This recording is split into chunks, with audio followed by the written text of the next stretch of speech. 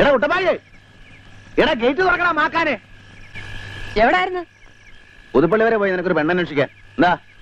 പെണ്ണും പെടക്കൊഴിയൊന്നും എനിക്കല്ല ആവശ്യം. ദേ ഞാനൊരു കാര്യം പറയാം. നീ ഒരു പുല്ലും പറയണ്ട, പോയി എടുത്ത് വെക്ക്. ഒരു ദിവസം ഞാനൊരു പോക്കങ്ങ് പോവും. കഴിഞ്ഞ പെരുന്നാളിനാ പോവാനെത്തില്ല. വരുന്നത് മാതാവിന്റെ പള്ളിയിൽ നേർച്ചയാ. അതിനെങ്കിലും എനിക്ക് അവിടെ എത്തണം. ദേ കൊച്ചു പിള്ളേരാ, അതുങ്ങളെ കള്ളുകൊടുത്ത് ചീത്തയാക്കല്ലേ. ഞാനോ കൂടെ കൂടി ഇങ്ങനെ ആയി. വകുപ്പടിക്കാതെ വേണേ ഒന്നെടുത്ത് വലിച്ചോടാ മാക്കാൻ. ഞാൻ നിർത്തി. ആ ഈ കൂട്ടായിട്ട് ശരിയാവില്ല.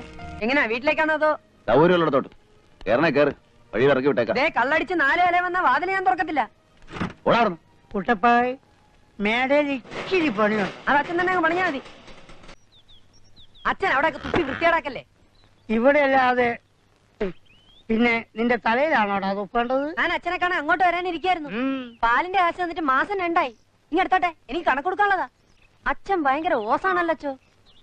എടാ പിശാചിന് പറഞ്ഞവനെ, നിന്റെ നാക്കിന് എല്ലില്ലേ?